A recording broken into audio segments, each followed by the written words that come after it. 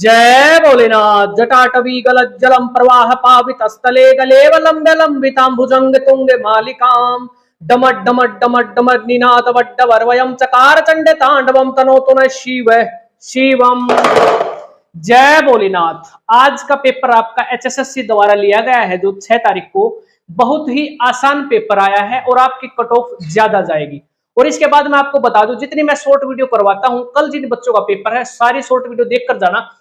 In short video से ही आज के पेपर में जो है 6 से 7 क्वेश्चन आए हैं, मैं आपको दिखा भी दूंगा। ठीक है, तो आज जो पेपर हुआ उसमें जितने मैथ के क्वेश्चन पूछे गए हैं उसका एनालिसिस करते हैं, किस टाइप के क्या क्वेश्चन पूछे गए हैं। और आसान भाषा में मैं बताऊं तो कह सकते हैं आपकी जो कट ऑफ भी अगर जाएगी तो थोड़ी हाई रहेगी, क्योंकि पेपर आपका आसान आया है।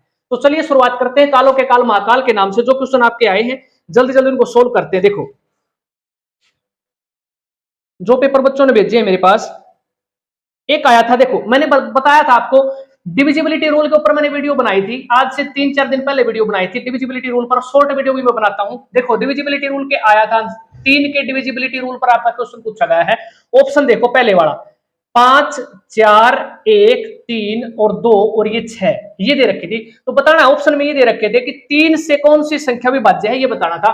3 का डिविजिबिलिटी रूल क्या कहता है, संख्याओं का योग अगर 3 से डिवाइड है तो इसका मतलब वो पूरी संख्या 3 से डिवाइड हो जाएगी। तो इनका योग देखिए 5 और 4 9 और 1 10 और 3 13 और 2 15 और 6 21। 21 3 से डिवाइड है, 3 7 21। इसका मतलब ये पूरी संख्या क्या हो जाएगी, 3 से डिवाइड हो जाएगी। मैंने सारे करवा रखे 2 से लेकर 11 तक, शॉर्ट वीडियो में जरूर देख लेना एक बार। अगला क्वेश्चन क्या पूछा गया था, महत्तम समापवर्तक पर आया है क्वेश्चन। महत्तम समापवर्तक एचसीएफ पर देखो 108, 288 और एक है 360। एचसीएफ कैसे निकालना है शॉर्ट वीडियो में मैंने बता रखा है, सारी एक बार जरूर देखकर जाना। देखो एचसीएफ कैसे निकालते थे हम, बड़ी संख्या को छोटी से डिवाइड करते हैं। 288 को डिवाइड करेंगे छोटी संख्या से, ये जाएगा 2 पर। किस तरीके से 216, क्या बचेगा शेष, 8 में से 6 गया 2 और इसमें 72। इसको इस तरीके से क्या करेंगे, 108 को यहाँ ले आएंगे और इसको डिवाइड करेंगे तो 1 पर जाएगा, ये हो जाएगा 72। बचेगा कितना 36 और फिर इसको क्या करेंगे 72 को यहाँ ले आएंगे तो 36 दूनी कितना होता है 72। से जहां पर 0 आ जाए तो इसका मतलब ये हो जाएगा 36। 36 क्या हो जाएगा, एचसीएफ हो जाएगा। इस तरीके से आपने एचसीएफ का क्वेश्चन सोल्व कर देना था। अब बात करते हैं अगले क्वेश्चन की।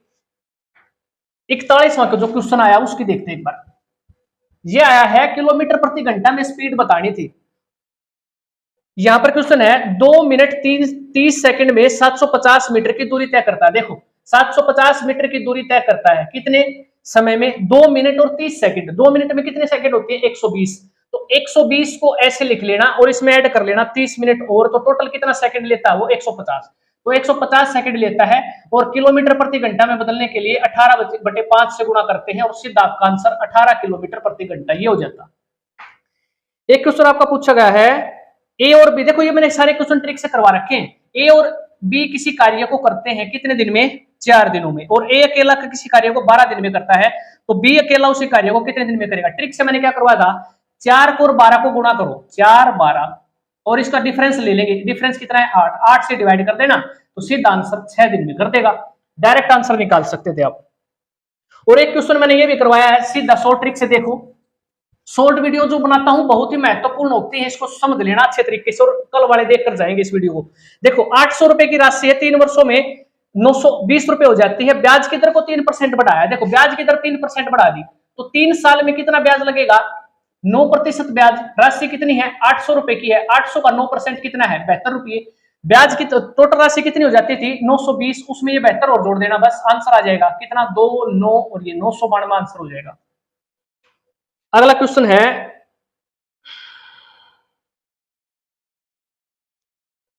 लाभ और हानि का क्वेश्चन है। लागत मूल्य विक्रय मूल्य का 96% है। 96% को ऐसे लिख लेना 96/100। 4 से काटेंगे तो 4 दूनी 8 और 4 चौके 16, ये हो जाएगा 25। ये क्या है आपका, ये है सेलिंग प्राइस, ये है लागत मूल्य यानी कि क्रय मूल्य सीपी कॉस्ट प्राइस। तो बताना है लाभ कितना हुआ है, 24 रुपए की चीज 25 रुपए में बेची थी, 1 रुपए का प्रॉफिट 24 रुपए पर हुआ है, कितने प्रतिशत गुणा कर देना। तो सीधा 5 चौका 20, 5 दूनी 10 नहीं, इसका आंसर आ जाएगा आपका, काट के देख लेना, 4 से काटेंगे 4 से का 24 और ये 25 पर, तो इसको काटेंगे तो आ जाएगा 4.17%, ये आ जाएगा लाभ। अगला क्वेश्चन देखो,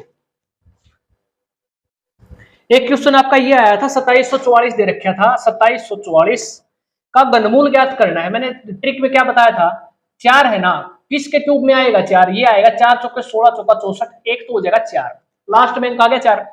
इस तरीके से 3 अंक आपने काट देने हैं। जो ये 2 है ना, इसका कैसे निकालेंगे, देखो 1 और ये 2, 2 का क्यूब 8 है और 1 का क्यूब होता है कितना, 1। तो हमेशा छोटे वाली संख्या को लिखेंगे आगे और इसका आंसर ये हो जाएगा सीधा। ट्रिक से मैंने करवा रखा है क्वेश्चन। और एक आपका क्वेश्चन आया था 10 नंबर क्वेश्चन है आपका, 40 प्राकृत संख्याओं का औसत बताना। देखो बिल्कुल आसानी से निकाल सकते हैं, शॉर्ट में भी मैंने करवाया है।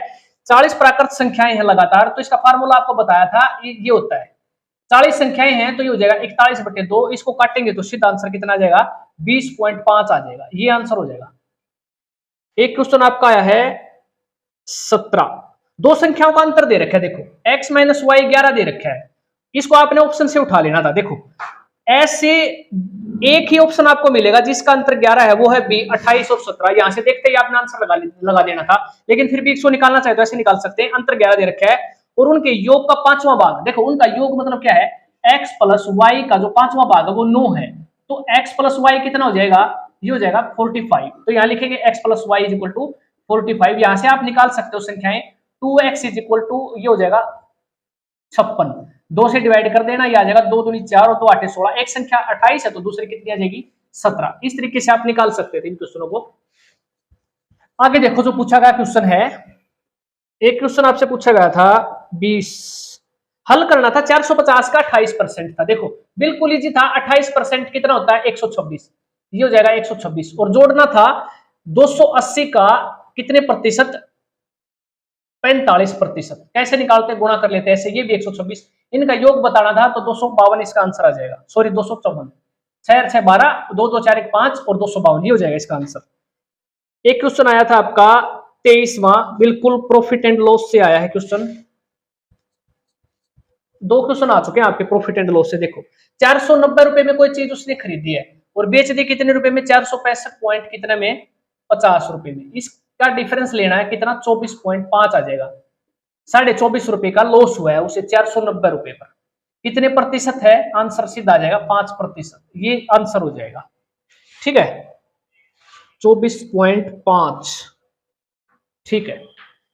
और आपका एक सवाल आया था 23 हो गया, ये 20 भी हो चुका है आपका, 23 हो गया, 20 हो गया, 17 हो गया, एक और ये 10 भी हो चुका है। एक चौथा क्वेश्चन आया है ना, वह सबसे छोटी संख्या ज्ञात कीजिए जिसे 1700 जो है ना, कितना दे रखा है 1780 है शायद, इसमें जोड़ने से क्या बन जाए, पूर्ण वर्ग बन जाए। आपने जोड़कर देख लेना था, 69 जोड़ने के बाद सीधा वो पूर्ण वर्ग बन जाएगी और ये आपका आंसर हो जाएगा। अगला क्वेश्चन देखो 15वां क्वेश्चन आपका आया था वर्गमूल ज्ञात करना था। इसमें ऑप्शन देखो 1213 ऑप्शन था, यहाँ पर देखो एक था 1413, यहाँ से दोनों ऑप्शनों में से एक सिलेक्ट करना था, तो आपने 1213 इसका आंसर हो जाएगा। वर्गमूल निकालना बिल्कुल इजी था, सभी निकाल सकते हैं इसको। एक था आपका 22 क्वेश्चन जो था, ये था दो संख्याओं का योग 184, इसको हम ऑप्शन से कर लेते, कोई दिक्कत वाली बात नहीं है। देखो दो संख्याओं का योग है x प्लस वाई का 184, ऑप्शन से उठा लेना। एक वैल्यू क्या है, छोटी संख्या 72 है, तो छोटी संख्या 72 है तो बड़ी संख्या निकालकर उसका इस तरीके से सोल्व करोगे तो ये सीधा आंसर आ जाएगा 72, ऑप्शन से निकाल लेना सीधा, बिल्कुल इजी है, कोई दिक्कत वाली बात है नहीं इसमें। एक था आपका 25वां क्वेश्चन है अच्छे वाला, देखो कैसे निकालते हैं 25वें क्वेश्चन को, जो ऑप्शन से करने का उसको कोई दिक्कत वाली बात नहीं है, इजी सभी निकाल सकते हैं, ज्यादा मुश्किल पेपर नहीं था। देखो एक ये आया था 4 से 1/2, 3 से 1/6 प्लस इंटरोगेटिव का निशान का चिन्ह 2 से 1/3 इज इक्वल टू 13 सही 2/5। कैसे निकालेंगे, देखो सबसे पहले हम ऐड करेंगे 4 फिर 3 फिर 2, इसको ऐड करेंगे सबसे पहले, 4 और 3 7 और 2 9 हो जाएगा। फिर इसको ऐड कर लेते हैं 1/2 प्लस 1/6 प्लस 1/3, इसको ऐड करेंगे तो कितना हो जाएगा 1 और 9 और 1 कितना हो जाएगा 10। तो यहाँ पर संख्या बतानी है कि क्या होगी, और याद रखा था 13 सही 2/5, 13 सही 2/5 को 13 5 65 और 2 67/5। तो यहाँ से x की वैल्यू सीधे निकाल सकते हो, 67/5 माइनस 10, ये क्या हो जाएगा 5 से गुणा कर देने, यहाँ पर हो जाएगा 50, 67 माइनस 50/5, ये हो जाता, और इसमें से हो जाएगा 17/5, 5 3 15 और 2 से 3 से 2/5 आंसर हो जाएगा। और आपका क्वेश्चन पूछा गया था 25 हो चुका है आपका 28वां। देखो 28वां क्वेश्चन कितना इजी तरीके से निकाल सकते हैं। देखो x प्लस जेड है, यहाँ पर x plus Z minus Y अगर 4 है तो यहां दे रखा है y minus X plus Z is equal to 12। तो z की वैल्यू बतानी थी। कितना आसानी तरीके से निकाल सकते हैं इस क्वेश्चन। देखो इस तरीके से माइनस का y प्लस का y कैंसिल हो जाएगा, प्लस का x माइनस का x कैंसिल हो जाएगा, यहां बचेगा 2z इज इक्वल टू कितना 4 और 2 16। तो z की वैल्यू सीधी आ जाएगी 8 आंसर हो जाएगा इसका। इसके बाद था आपका 47। 50, 30 और 50 के बीच सभी अभाज्य संख्याओं का औसत निकालना था। देखो औसत कैसे निकालते हैं हम। देखो कितनी संख्याएं हैं सबसे पहले हमें ये पता होना चाहिए। देखो 31 और इसके बाद आएगी 37, 41, 43 और एक 47। ये क्या है, अभाज्य संख्याएं होती हैं जो केवल एक और अपने आप से डिवाइड होती है। कितनी संख्याएं हैं, 1 2 3 4 5 संख्याएं से डिवाइड कर देना और सीधा इसका आंसर 39.8 ये हो जाएगा आंसर। जल्दबाजी में छोटा मोटा एक आधे क्वेश्चन का जो है ना आंसर इधर उधर हो सकता है, तो टेंशन लेने की जरूरत नहीं है, ठीक है। और जिस बच्चे को कोई डाउट है तो वो अपना यहाँ पर छोड़ सकता है, कमेंट में आपका आंसर दे दूंगा मैं। एक क्वेश्चन आपका पूछा गया था महत्तम समापवर्तक वाला हमने कर लिया है, लघुत्तम समापवर्तक है एक क्वेश्चन आया था। बिल्कुल देखो 72 है, 108 है और एक था 2100। इसका एलसीएम निकालना था, बिल्कुल आसान है, सभी को आता है। 37,800 इसका आंसर हो जाएगा। इस तरीके से आपने क्वेश्चन को सोल्व करना था। अगले क्वेश्चन देखो, क्वेश्चन नंबर 90। 12, 15, 20 और 27 से विभाजित होने वाली सबसे छोटी संख्या। देखो सबसे छोटी संख्या निकालने की बात करता तो एलसीएम निकाल देना, सबसे बड़ी संख्या की बात करता तो एचसीएफ। तो 12, 15, 20 और 27 का जो एलसीएम हो जाएगा वो हो जाएगा 540। ये आंसर हो जाएगा।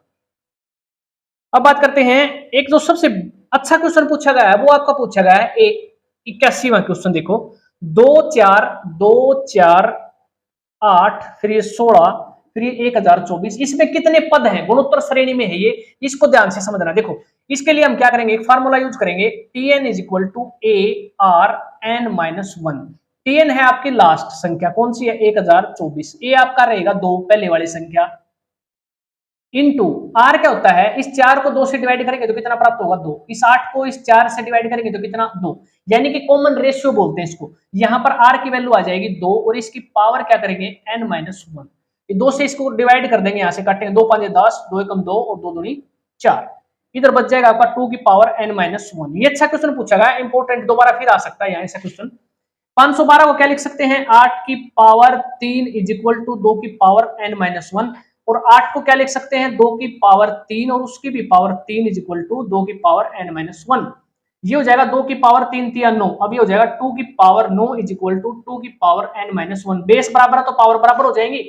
9 is equal to n minus 1, तो n की वैल्यू क्या हो जाएगी 10। सीधा पता कर सकते हैं हम। तो इसमें जो आंसर होगा आपका कितना, कितने पद हैं, वो 10 पद हैं, ये आंसर हो जाएगा।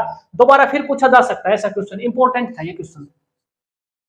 एपीजीपी समानांतर श्रेणी होती है, गुणोत्तर श्रेणी होती है, यहां से क्वेश्चन आपका फिर कल वाले पेपर में पूछा जा सकता है। अब बात करते हैं 90 क्वेश्चन। 90वां कौन सा है, ये हो गया अपना 89 भी हो चुका है। अब बात करते हैं 81 भी हो चुका है, 90 89 81। एक क्वेश्चन बचता है आपका, वो है ये वाला। देखो ये मोस्ट इंपोर्टेंट क्वेश्चन है, ये भी आपका 62 132 और ये है 237। इन संख्याओं को विभाजित करने पर प्रत्येक मामले में शेष फल से समान बचना चाहिए, तो वो ऐसी कौन सी संख्या है, तो वो बताना है हमने। देखो जब भी ऐसा क्वेश्चन आता है सबसे बड़ी संख्या ज्ञात करनी है जिससे 62 132 और 237 को डिवाइड करें तो समान शेषफल बचे। देखो इनका डिफरेंस लेंगे 70, फिर इसका डिफरेंस लेंगे 105 और जो ये डिफरेंस आया है ना इसका एचसीएफ निकाल देंगे, हाईएस्ट कॉमन फैक्टर, और इसका आ जाएगा हाईएस्ट कॉमन फैक्टर 35 जो कि 70 को डिवाइड करता है, जीरो शेषफल प्राप्त होता है। और 105 इसको भी, ये आपका 3 से कट जाएगा, यानी जीरो शेषफल, यहाँ पर भी जीरो शेषफल, और इस तरीके से आप आंसर निकाल सकते हो। ये आपका मोस्ट इंपोर्टेंट क्वेश्चन थे।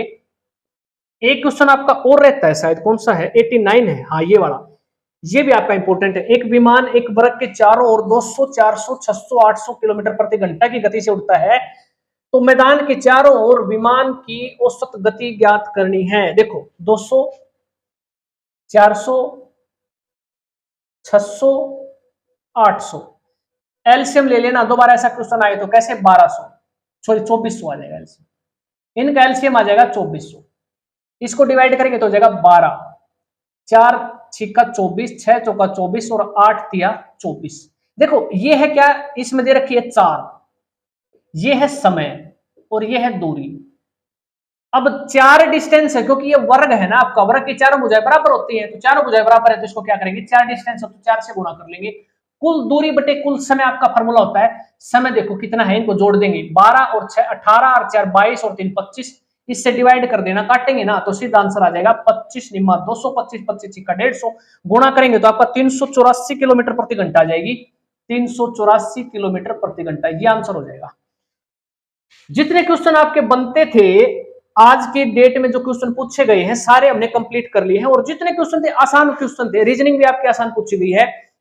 जिन बच्चों का मैथ अच्छा है और रीजनिंग तो अच्छी होगी ही होगी, तो इसका मतलब उन बच्चों का सिलेक्शन पक्का होगा इस पेपर में। अगर ये पेपर कैंसिल नहीं हुआ तो 100% सिलेक्शन होगा बहुत सारे बच्चों का, कट ऑफ भी आपकी थोड़ी आई जाएगी, क्योंकि आसान पेपर था। मिलते हैं कल, देखते हैं कल का पेपर कैसा रहेगा आपका, और सभी को बेस्ट ऑफ लक, अच्छे तरीके से पेपर देने जाना है।